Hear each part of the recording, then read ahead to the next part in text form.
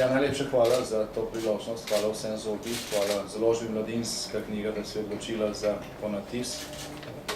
Že kar nekaj let je bilo po premikih povpraševanje.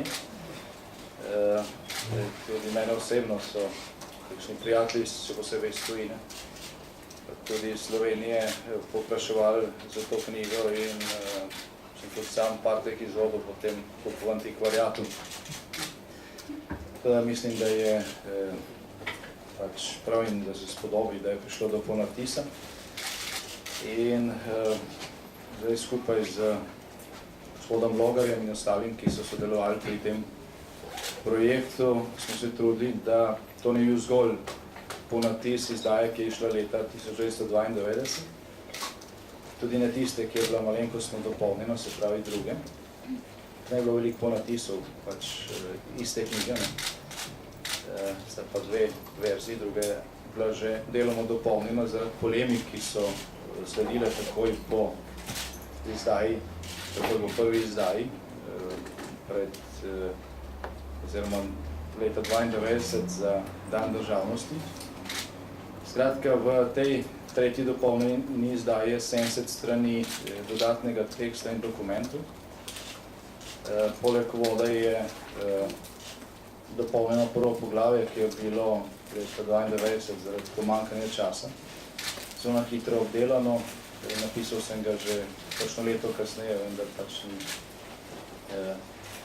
doživelo luči dneva v obliki te knjige, ki se pravzaprav začne z procesom proti četverici in z slovensko pomladjo. Zdaj, v tej priložnosti mislim, da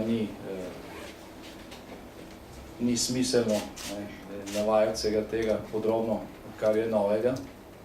Mislim pa, da sem dolžan pojasniti motiv, zaradi katerega je v tej knjigi nekaj dodatnih dokumentov, tudi teh, o katerih je prej govoril gospod Logar, ki so bili sicer po segmentih že objavljeni, nekateri takoj potem, ko je knjiga išla in je povzročila veliko razprav o nekaterih dogodkih, ki so v knjigi samo omenjeni. Vendar pa se v integralni obliki, v obliki originalnih dokumentov, ki so pač kopirani in skenirani, zdaj pojavljajo prvič. In verjetno vsi veste, na kaj mislim. Ko je ta knjiga išla, je po eni strani doživela, bom rekel, topel sprejem, smo predstavitve po celi državi. Že v prednaročilu, mislim, da je takrat založba prodala 17.000 izvodov. To je tudi poslovno uspeh za založbo, se mi zdi. Prva izdaja, oziroma prvi natis je obsegal 30.000 izvodov, ki je bil kmalu ponovljen. In seveda je veliko ljudi to prebralo. Knjiga je deloma opis tega dogajanja, zelo strnjen opis, ker pač govori o 4 ključnih letih pri nastajanju samostojne slovenske države. Deloma pa je to seveda dokumentiran opis oziroma zbornik dokumentov z kronologijo tistih najusodnejših dni, takšno, kot je bila vodena sproti v koordinacijski skupini za obrambo slovenske osamosvojitve, ki je vodila tudi pripravljeno obrambo in kasneje tudi vojno za Slovenijo, oziroma obrambo pred agresijo Irana. Kasneje smo sicer ugotovili, da koordinacijska skupina zaradi intenzivnosti, še posebej časov med samo vojno, tistih najbolj burnih dni, niti ni imela vseh informacij o tem, kar se je dogajalo v Sloveniji v nekaterih obdobjih, oziroma v nekaterih dneh je bilo hkrati na ozemlju Slovenije tudi po 70 bojnih operacij, nekaterih tudi velikih, in ne samo, da jih ni bilo možno z enega mesta neposredno usmerjati, ni bilo možno niti se pravočasno vsem informirati, in zaradi tega v tej kronologiji, ki je v premikih, marsikaj manjka. Vendar pa sem se odločil, da tega ne spreminjam, ker je to pač originalen dokument, tako kot je nastajal takrat. So pa po Sloveniji, po številnih območnih veteranskih združenjih ali pokrajinskih veteranskih združenjih v teh 20 letih in še nekaj. Več ali manj naredili natančno kronologijo dogodkov, išli so obsežni zborniki osamosvojitvenega projekta in tudi še posebej osamosvojitvene vojne v Sloveniji, zborniki, ki so bistveno obsežnejši za posamične pokrajine, kot je ta knjiga in pač tistim, ki boste šli čez to kronologijo, ki je v premikih v tistih najintenzivnejših dneh, ko se govori o tem, kaj se je dogajalo v posamičnih pokrajinah, tistim toplo svetujem, da za bolj podroben pogled v te dogodke posežete po teh zbornikih. V uvodu sem nekatere tudi neposredno navedel, tako da bo iskanje lažje.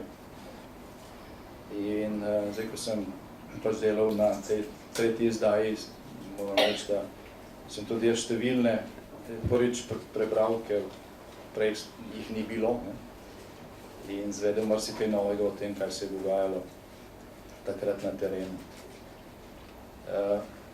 Ampak po drugi strani, se pravi, poleg tega toplega sprejema in konkretnega odziva med bralci, se je slovenska izdaja bila skupaj prodana v 63,000 izvodih. Ponatisov v slovenski, nemški in hrvaški jezik, redki primer, ki teh ponatisov so tukaj za mano. Skupaj mislim, da je bilo skoraj 70,000 v vseh jezikih te knjige. Skratka, poleg tega toplega sprejema in odziva bralstva, pa je na drugi strani knjiga, čeprav sem bil zelo pri opisih nekaterih dogodkov nekonkreten.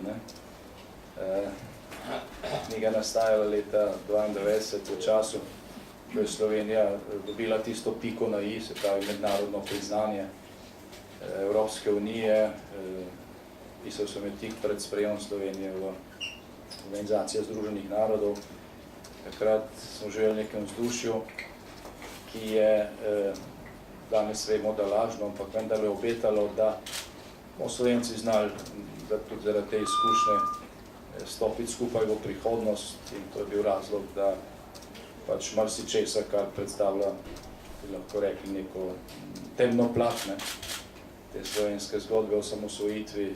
Jaz knjige nisem niti želel omeniti, nekatere stvari sem sicer omenil, ampak brez imen in brez konkretnih podatkov. Seveda pa so nekateri, ki so se v teh omembah sami prepoznali, potem dvignili velik hrup. In tiste poletne mesece po izidu te knjige, nekateri so ste spomnili, čeprav je imela Slovenija takrat zelo velike probleme in marsikaj se je dogajalo. Takrat se recimo ustrelili Ivana Krambergerja, sprejemala se je volilna zakonodaja, pripravljala so se prve volitve po novi ustavi. Ampak ko sem gledal periodiko oziroma časopise iz tistega časa, sem videl, da je ta polemika v zvezi z nekaterimi omembami v premikih zavzela ogromno časopisnega prostora, tudi televizijskega. Nimam vsega, ampak jaz sem sam našel v svojem osebnem arhivu za 5 debelih fasciklov kopij časopisnih člankov iz tistega časa. In večina teh polemik se je vrtela okrog enega dogodka, ki so mu potem nadeli ime prisluškovalna afera. Zdaj, v tej tretji dopolnjeni izdaji te knjige boste našli dokument Varnostno-informativne službe, dokument o telefonskem pogovoru, o večjih telefonskih pogovorih, ampak eden je ključen, med članom takratnega predsedstva Republike Slovenije, gospodom Cirilom Zlobcem, in konzulom Italijanske republike v Ljubljani, z dne 24. junija 1991, no in iz tega pogovora je razvidno, da je član vrhovnega poveljstva dobesedno citiral vsebino strogo zaupnega predloga ustavnega zakona, ki so ga, recimo, poslanci takratne skupščine dobili na vpogled oziroma osebno proti ob vseh varnostnih ukrepih. To pa zaradi tega, ker je pač v teh dokumentih natančno pisalo, katere pristojnosti, ki jih je prej opravljala Jugoslovanska federacija, bo Slovenija naslednji dan prevzela, naslednji dan, 26. junija, kot je bilo napovedovano, ker smo želeli pač dan prednosti zaradi strateškega presenečanja. In seveda je izdal tudi pravi datum osamosvojitve. Jaz tega dokumenta v tisti prvi izdaji nisem objavil, niti ga nisem imel takrat. Jaz sem pisal po spominu 2 vrstici v zvezi s tem, da bi seveda Zlobca imenoval. On se je po izidu knjige burno odzval, naredil se je spin v slovenski javnosti in naenkrat se ni govorilo o tem, da je član vrhovnega poveljstva izdal državno skrivnost, ampak se je govorilo o prisluškovalni aferi. In na stotine časopisnih člankov, ki so takrat išli v Sloveniji, nosi naslov prisluškovalna afera. Knjigo je v tem obravnavalo predsedstvo Republike Slovenije, obravnavali so jih izvršilni organi praktično vseh strank v Sloveniji in se opredeljevali do nje. Bilo je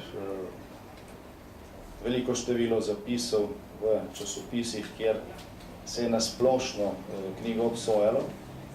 Nisem pa našel v 5 debelih fasciklih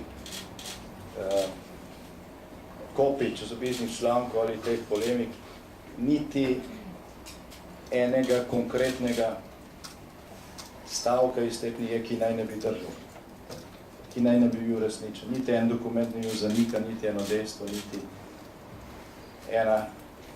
en konkreten opis. Govorilo se je vse mogoče, glavno se je šlo na to, da ni lepo, da se o teh stvareh piše in kot rečeno, tudi nisem pisal konkretno. Zdaj, če se gospod Zlovec takrat ne bi sam oglasil. Potem tega niti ne bilo, slovenski javnosti, in bi se tako drugače pozabilo. Potem so nekateri časopisi, mislim, da so to Slovenske novice, pa še nekateri objavili dele tega dokumenta, tega pogovora, tako da se je zadeva nekako pač uravnotežila. Slovenska javnost je zvedela tudi, zakaj je v bistvu šlo, ne samo, da se je nekako prisluškovalo. Seveda so takrat službe nastajajoče slovenske države spremljale tuje države in tuje službe, niso pa spremljale Cirila Zlobca, kot se je to potem pisalo, če on ne bi klical italijanskega konzula tega pogovora, za ta pogovor nihče ne bi vedel. V polemiko se je potem skušalo vplesti tudi sosednjo državo, bilo je kar nekaj demaršev in diplomatskih not in depeš. Veliko tega je v arhivih, zelo malo tega sem dal to 3. izdajo, ker je pač to zameglilo bistvo sporočila te knjige. Premiki niso bili napisani zato, da bi govorili o gospodu Zlobcu, kot je potem zgledalo delu slovenske javnosti zaradi te polemike, ali o gospodu Školču ali o kakšnih drugih takratnih poslancih opozicije, ki so izrazito ekstremno nasprotovali vsem ukrepom za zavarovanje slovenske osamosvojitve. Premiki so namenjeni, osnovni motiv za nastanek te knjige je v želji, da se pač, ker je spomin še svež, zapopade in popiše ta vtis tega ključnega, usodnega, zgodovinskega časa za slovensko narod. In po 21 letih se mi zdi, da kljub temu, da je knjiga nastajala takrat v časovni stiski, glavnem po noči, ker v začetku leta 92 se je marsikaj dogajalo, tudi na obrambnem področju. Nekaj kilometrov od naših južnih meja je divjala vojna in veliko stvari je bilo takrat še za postoriti, med drugim smo gradili obrambni sistem samostojne slovenske države. Kljub temu se mi danes, v 21 letih, še bolj kot takrat zdi pomembno, da je ta knjiga nastala. To je ena redkih, če ne pravzaprav edina tovrstna publikacija, kjer je nek kronološki pregled vseh teh dogajanj, ne samo slovenske osamosvojitve, ampak tudi ključnih dogodkov, ki so do nje pripeljali. Nekaj 100 knjig je išlo na to temo, v glavnem nizkih nakladah, kjer se opisuje recimo bolj podrobno manevrska struktura narodne zaščite, potem posamična dogajanja na ukrajinskem nivoju, kot sem že prej omenil. Izdali so knjige spominov tudi na nasprotni strani, zelo zanimive, nekaj stavkov, več o tem kasneje. Ampak v Sloveniji neke knjige, ki bi šla, rekel, bolj kot je to premiki sistematično čez ta čas in čez te ključne dogodke, v teh 21 letih ni nastalo. Nastalo je pa veliko knjig, ker se skuša čas osamosvojitve kriminalizirati, nastalo je veliko knjig, ker se skuša to omalovaževati, nastalo je veliko knjig, ker tisti, ki so nasprotovali slovenske osamosvojitvi, in to ne samo izven Slovenije, tudi v Sloveniji, da opisujejo svoj prav in zatrjujejo, kako bi bilo brez njih še slabše. Vendar pa treba to literaturo razdeliti na dva dela. Na eni strani, in tudi v zadnjih mesecih sem prebral kar nekaj teh del, nekatere tudi že prej sproti. Zdaj, med temi, ki so v teh 21 letih opisovali ta čas in so bili pred 21 leti na nasprotni strani slovenske osamosvojitve, treba ločiti tiste, ki so to počeli pri nas doma in se še danes tukaj, več ali manj tiste, ki pač na strani federacije v uniformah zvezdne carine, zvezdne vojske ali zvezdne policije, ki so poslali na naše mejne prehode. Tisti, ki so bili formalno na nasprotni strani, so kakorkoli, mnogi, recimo Kadijević, Jović in še nekateri predvsem opravičujejo sebe za poraz, ki so ga doživeli v Sloveniji, ampak vendarle svojega vidika relativno korektno, nekatere od teh izdaj oziroma knjig so tudi solidno dokumentirane, vendarle korektno opisujejo svoj pogled na dogajanje in se to splača prebrati.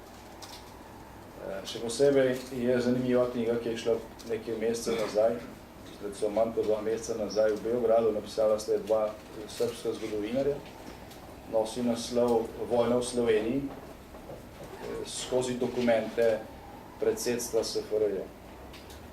Mimogrede, v tej knjigi so premiki citirani, mislim, da 40krat ali še večkrat, ker pač ona primerjata dogajanja, kot smo jih videli mi in to, kar se je videlo v Beogradskem vrhu, kjer so pač načrtovali, da za silo zadržijo Slovenijo v Jugoslaviji, oziroma agresijo na Slovenijo.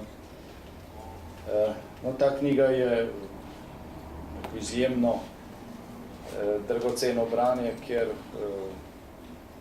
je dokumentirano, ker osvetljuje to, kar se je dogajalo v jugoslovanskem, političnem in državnem in vojaškem vrhu, s posebnim aspektom na dogajanje v Sloveniji. Ta knjiga je šla samo, mislim, v 250 izvodih, tako da je verjetno že ni več na trgu, jaz upam, da bo natisnjena, da je bo kdo tudi prevedel v slovenščino, kjer je, se mi zdi, iz te časovne distance pač potrebno braniti. Doživeli smo tudi izdajo osebnih spominov, nekateri, ki so bili posamični člani tega jugoslovanskega vrha, ne, poleg že omenjenih Kadijeviča in Joviča, so knjige napisali tudi njegovi predhodniki, ki so zaključevali mandate tik preden se je začela vojna v Sloveniji. Tudi tam je ogromno zanimivih opisov, tudi nekaterih zelo zanimivih dokumentov, ki govorijo o tem, kako je takratna slovenska predosamosvojitvena politika, se pravi slovenska politika pred prvimi svobodnimi volitvami aprila 1990, igrala neko dvojno igro, kako je tukaj prihajalo do raznih sestankov in kalkulacij in kako se je pravzaprav jugoslovanski, vojaški in srbski politični vrh nekako do konca, tudi še prve dni po razglasitvi samostojne slovenske države junija 1991, zanašal na to, da in ta sporočila so dobivali od posamečnih ljudi v Sloveniji. To je dokumentirano, to govori o imenih, o sestankih, o datumih teh sestankov. Skratka, oni so računali na to, da Slovenija sicer, ker je bil plebiscit, bo razglasila samostojno Slovenijo, da bo parlament sprejel to deklaracijo ali stavni zakon ali karkoli že so rekli, se ni važno, da se bomo zbrali na kakšnem trgu in to neko proslavljali, ampak naslednji dan ne bo nič drugače, ne? Sanje bodo dovoljene samo en dan. V teh dokumentih najdemo izraz, ki se je kasneje tudi pri nas uporabljal, to pa je operetno osamosvojitev. O tej operetni osamosvojitvi je takratni predsednik zvezne vlade Ante Marković 12. junija 1991, se pravi nekaj dni pred osamosvojitveno vojno, je imel poseben sestanek tudi s takratno slovensko opozicijo oziroma z dvema strankama, predhodnico sedanjih socialnih demokratov in liberalno demokracijo. Socialistična stranka pa se tistega sestanka ni želela udeležiti. In razpravljali so o tem, kaj se bo zgodilo, potem, ko bo Slovenija razglasila neodvisnost, pa v bistvu ne bo prvič sposobna prevzeti efektivne oblasti in drugič ne bo mednarodno priznana. Računali so na to, da bo takrat vlada padla, da bo Demosova koalicija razpadla in potem se bodo začeli pogovori o ponovnem združevanju v okviru neke nove Jugoslavije. 17. junija 1991 so se na Otočcu zbrali, takrat so se sami sebe imenovali prenovitelji, šlo pa je za bivše komunistične stranke Slovenije, Hrvaške in Bosne. In v delu je izšel članek, 16. junija sestanek, 17. junija v delu izšel članek, v katerem je pisalo, je bilo objavljeno sporočilo z tega sestanka, naslov pa je bil osamosvojitev da, ampak takoj ponudba za novo združitev. In spodaj je pisalo, da ta stranka izrecno nasprotuje, da bi Slovenijo odpoklicala iz organov federacije svoje predstavnike, kar pomeni, da se praktično ne bi nič zgodilo, skratka, bila bi neka operetna osamosvojitev. To so stvari, ki so bile potem seveda globoko skrite v arhive teh člankov in če več omenjal. Nekaj polemike je bilo ob izidu te knjige, ker sem jaz to zgor mimo grede omenil, mislim, da tega sestanka na Otočcu niti nisem, ker smo ga takrat tistih dneh pred vojno praktično spregledali.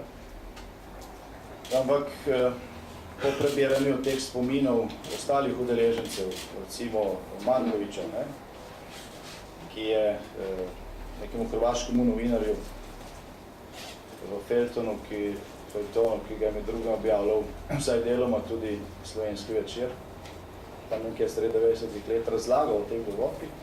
Skratka, iz teh dokumentov, ki so kasneje po izidu te knjige, nekateri tudi šele v zadnjih letih prišli na svetlo iz biografskih arhivov ali iz teh spominov, je jasno, da je Marković po tem sestanku z slovensko opozicijo prepričal tudi hrvaškega predsednika Tuđmana, da v Sloveniji ne bo dejansko osamosvojitve, ampak bo samo operetno.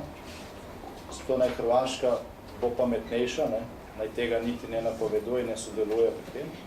Rezultat tega bil prvič, da je 25. junija 1991 Hrvaška dejansko izvedla poperedno osamosvojitev. Oni so razglasili neodvisnost, niso pa prevzeli nobene funkcije od federacije, zato tam tudi ni bilo nobenega konflikta. In drugič, Hrvaška je 25. oziroma 26. junija prelomila podpisan dogovor, ki smo ga imeli med Slovenijo in Hrvaško. Ta je bil potrjen tudi v skupni izjavi predsednika Kučana in Tuđmana. In se dogovor o tem, da če bo ali Slovenija in Hrvaška napadena strani JLA, da se bomo skupaj branili. Hrvaška tega je ta dogovor prelomila in tankovske enote Jugoslovanske armade so nemoteno prodirale čez Hrvaško proti Sloveniji. Hrvaški organi so imeli izrecen ukaz, da jih ne ovirajo, so jih pa nekateri hrvaški domoljubi sami, goloroki skušali zaustavljati. Ste videli takrat, če ste spremljali dogodke, slike avtomobilov, ki so jih hrvaški državljani sami postavili pred tanke in tako naprej. No, pa Hrvaška se ni uprla nekje po noči 27. junija, ko je v Sloveniji že divjala vojna, oziroma na Vipavskem se je to že začelo že prej, ker je general slovenskega rodu Marjan Čak šel iz vojašnic prej, ker so zvedeli, da bo osamosvojitev dan prej, zaradi prejšnjih dogodkov. Skratka, enkrat po noči me je klical obrambni minister Martin Špegel, obrambni minister Republike Hrvaške, in mi z jokajočim glasom povedal, da so imeli sestanek Hrvaškega državnega vrha, ker je predsednik ukazal, da Hrvaška ne spoštuje tega dogovora, ker je predsednik rekel, da ima zagotovila z vseh strani, tudi slovenske, od nekaterih verov, da se Slovenija ne bo realno osamosvojila, da si bo pač Demos razbil glavo na tem poskusu, da bo potem prišlo do pogajanj o konfederaciji in Hrvaška bo izpadla kot tista konstruktivna sila v teh projektih, oziroma tudi v mednarodnih odnosih, ker bo pač zagovarjala nekaj, do česar bo realno prišlo. Zgodilo se je seveda ravno obratno, zaradi tega, ker je Hrvaška izvedla operetno osamosvojitev, ne pa prave, je kasneje plačala bistveno večjo ceno. Hrvaška je bila v težjem položaju kot Slovenija, zaradi nacionalne sestave, prebivalstva in tako naprej. Vendar pa, če bi se držali dogovora in izvedli načrt, ki ga je imel general Špegel, narejenega na zelo podoben način, kot smo ga imeli mi v Sloveniji, glede oviranja, zasedbe skladišč in vojašnic, potem bi bila vojna na Hrvaškem bistveno krajša in verjetno ne imeli tudi kasneje nobenih teh problemov s Haaškim sodiščem, kot so jih imeli in tako naprej. Zdaj toliko o nekaterih aspektih, ki jih skušamo v tej tretji izdaji mogoče nekoliko bolj dodatno osvetliti. Naj ob tem omenim še to, da smo v Združenju za vrednote slovenske osamosvojitve od ustanovitve pred skoraj 3 leti sprožili akcijo intenzivnega zbiranja pričevanj, dokumentov, listin iz tistega časa, da se je zbralo kar veliko tega, no, in da bo nek zbornik tega, kar se je nabralo tam nekje do začetka tega leta, išel, mislim, na naslednji teden, zdaj mogoče napovedujem prehitro, ampak marsikaj, o čemer jaz govorim v tem uvodu k premikom, kar je mogoče potem v tem dokumentarnem delu te tretje izdaje zgolj nakazano, ker ni prostora in to tudi ni takšne vrste knjiga, bo dodatno dokumentirano v tem zborniku, za katerega upam, da ga bo Združenje za vrednote slovenske osamosvojitve izdalo tudi ob letošnjem prazniku slovenske državnosti, enkrat naslednji teden, če se ne motim, je v tisku, zdaj govorimo o stvarih, o katerih nisem natančno seznanjen. Tako da, prej sem dejal, da kdor želi podrobnejše informacije o dogodkih, še posebej tistih najbolj intenzivnih, iz časa slovenske osamosvojitve po posamečnih slovenskih pokrajinah, naj poseže po teh zbornikih in opisih, ki so išli po različnih veteranskih združenjih. Kdor pa želi pogled v bolj natančno dokumentacijo tega, kar se je dogajalo tudi v slovenskem političnem, državnem, obveščevalnem zakulisju, v teh časih pa naj poseže po tem zborniku oziroma beli knjigi, ki je bo izdalo Združenje za vrednote slovenske osamosvojitve. Toliko mogoče sem bil predolg, no. Vidim na zadnji strani en citat iz predgovora, ki ga je gospod Logar izbral za to tretjo izdajo in se mi zdi, da po koncu tega mojega uvoda v predstavitev knjige vsekakor tudi zasluži omembo, no. Zdaj, ko sem spisal ta predgovor, sem šel tudi še enkrat brati nekatere dele slovenske ustave, no, med drugim tudi prisego, ki jo da predsednik države, predsednik vlade in drugi najvišji funkcionarji. In v bistvu je ta prisega, ki je v slovenski ustavi, nekaj, kar gre samo za nekaj stavkov, no, ampak nekaj, kar v bistvu zavezuje upravljalce te države, da bodo delali v skladu z vrednotami, na podlagi katerih je ta država nastala. Zdaj, jaz sem potem ob zaključku tega uvoda v knjigo tudi napisal, da je test ali nekdo delal v skladu z črko in duhom te prisege iz slovenske ustave, ustavne prisege, zelo preprost. Pač tisti, ki upravlja ali pa ki je na funkciji, na kateri lahko sodeluje pri upravljanju slovensko državo, izpolnjuje oziroma deluje v skladu z duhom in črko ustave takrat, kadar poudarja tiste vrednote, na podlagi katerih je Slovenija sploh nastala. Tiste vrednote, ki so Slovence ne 100%, ampak daleč najbolj doslej v naši zgodovini združile.